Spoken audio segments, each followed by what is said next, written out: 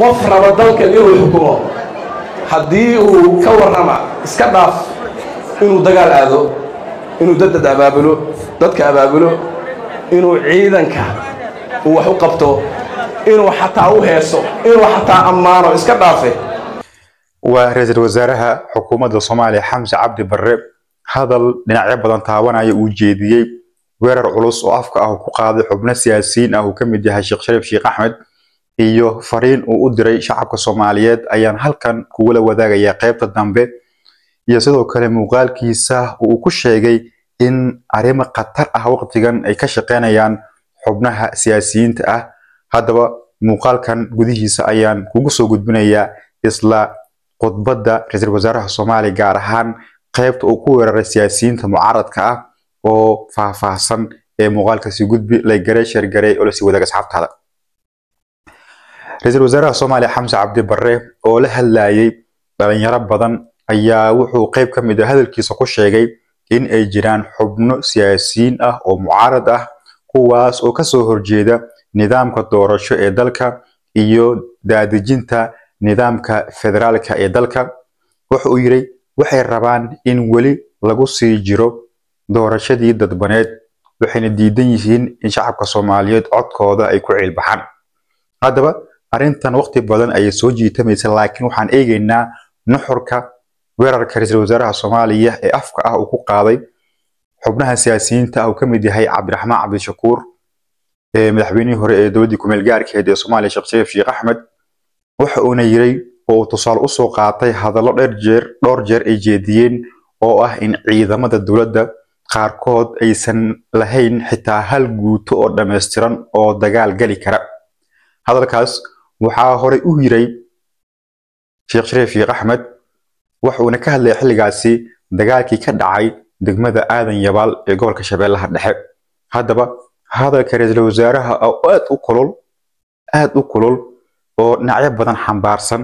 kuna wajahan in uu u jawaabayo xubnahaasi mucaaradka ah ayaan hadda rabaa in aan ku fasaxo laakiin adiga aragtidaada ka dhiiba qaybta hoose ku soo qor faalada waxa kaaga baxay hadalka ra'iisul wasaaraha Xamse Cabdi Barre iyo sidoo kale ma dhaqan gali kartaa in doorashadan wali ay ku adkeysanayaan madaxweynaha iyo ra'iisul wasaaraha. balse hadda aan wada dhageysano hadalka Xamse Cabdi Barre. qof raba dalka inuu xukumo haddii uu ka warrama iska dhaaf inuu dagaal aado inuu dadka abaabulo inuu ciidanka uu wax u qabto inuu xataa u heeso inuu xataa ammaano iska dhaafe. ka warran hadduu ciidanka cambaaraynayo oo niyadda ka jebinayo oo cadowga bumbuurinayo oo uusan hal maalin isbitaal askari boqolaal wiil oo dhaawaca isbitaalada inooga buuxda weli ma aragteen dadka aad idinku ogtihiin ee aan anigu sheegayo ee aan hadda idiin sheegayn ayagoo isbitaal booqanaya ma aragteen weligood isbitaal ayagoo booqanaya lama arag. waayahay aan dib u soo laabano waxaa dhageysatay oo indhahaada aad ku daawatay ra'iisul wasaaraha Soomaaliya Xamse Cabdi Barre oo hadlaya weerarna ku ah oo xabado wax ka daran oo hadal kulkulul oo marka aad fiiriso aan caadi ahayn ayuu xalay jeediyay. waxaana uu ku socday ra'iisul wasaaraha marka uu ka hadlayay dhinacyadan Cabdiraxmaan Cabdishakuur Warsame siyaasiga 4 sano kasta soo taagan dadka ay leeyihiin mucaarad howshiisa ku soo gabagabeeya